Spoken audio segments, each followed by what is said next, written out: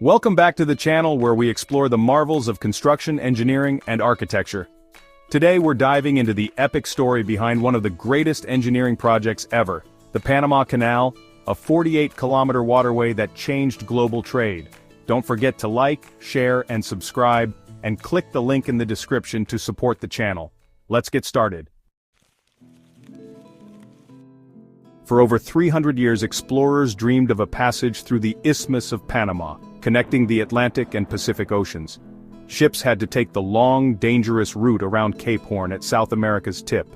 In the 1500s, Vasco Núñez de Balboa and Charles V of Spain imagined a canal, but it stayed a dream.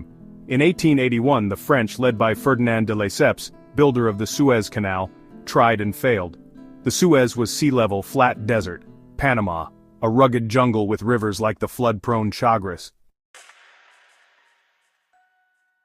The French faced landslides, mudslides, and deadly diseases like yellow fever and malaria.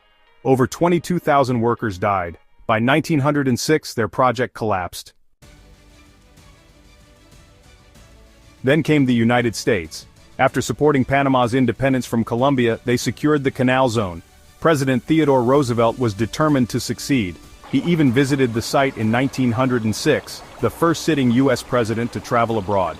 Americans faced the same jungle, disease, and weather but had better technology, management, and a focus on sanitation. Thanks to Dr. William Gorgas, controlling mosquitoes reduced disease drastically. Leadership mattered too. John Frank Stevens improved logistics and George Washington Goethals led the project to completion. Instead of a sea-level canal, they built a lock system. Here's how it works. Ships enter giant chambers, like water elevators. Valves control water flow, raising or lowering ships using gravity. The canal has 3 sets of locks on both the Atlantic and Pacific sides. The biggest challenge? The Culebra Cut, carved through the continental divide. Workers battled landslides, unstable slopes, and relentless rain.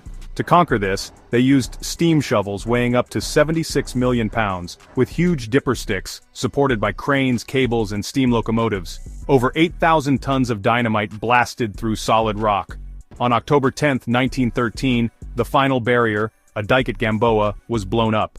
In 1914, the Panama Canal officially opened, with the SS Ancon as the first ship through.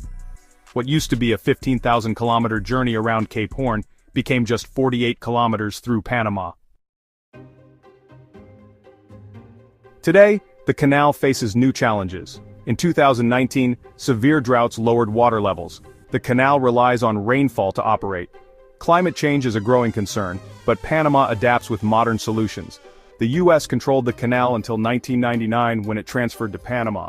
Now it generates over $3 billion annually from tolls, with over 9,000 ships crossing each year. Quick facts.